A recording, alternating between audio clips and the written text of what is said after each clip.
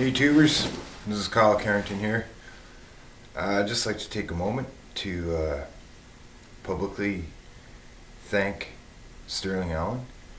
If you watch the latest Smart Scarecrow show,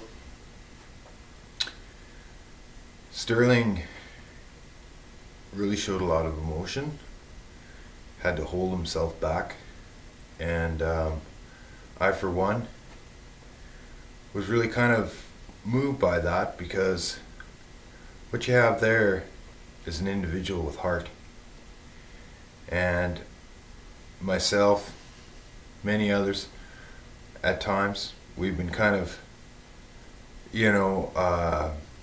guilty of perhaps making little comments about Sterling, quickly passing criticism at times, and but the bottom line is he's another hardworking guy out there, and his quest is noble, and he's loyal to his quest, and he had a good point about the difference between guilty before innocent, innocent before guilty, and when you believe in something and you put your heart into it, and the guy must make a great deal of sacrifice in terms of his time. He's a family man. He's off all over the place.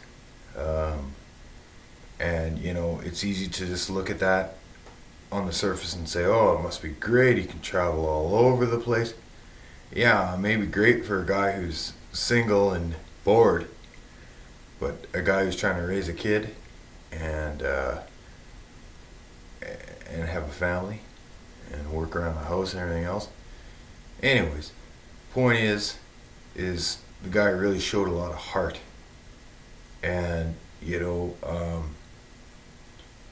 can say anything you want about Sterling Allan, but he has poised himself as the go-to man for individuals who think that they have a technology that offers help, and you can tell that the man truly has a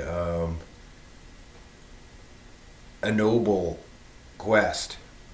You look at his upbringing, the more you get to understand him through his explanations about where he came from, his father's background. You're not looking at a guy who hasn't taken a lot of flack over the years about what he's doing. Okay?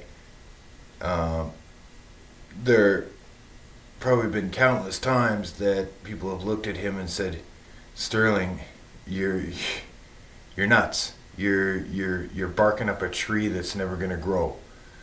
And the thing is while that could be true, it's a tree that, if it does grow, will change this world, and hugely. And this is, you look at what's happening right now is free energy research is bleeding into academia, and in order for intelligence to bleed into free energy research, you need to have hubs, you need to have portals, you need to have a support system for individuals, and Sterling is all about that. And now it's going full circle where the technology is starting to bleed back into academia. It's a reverse concept of what is typically considered to be normal in science, but it says something. And when you see a man like him,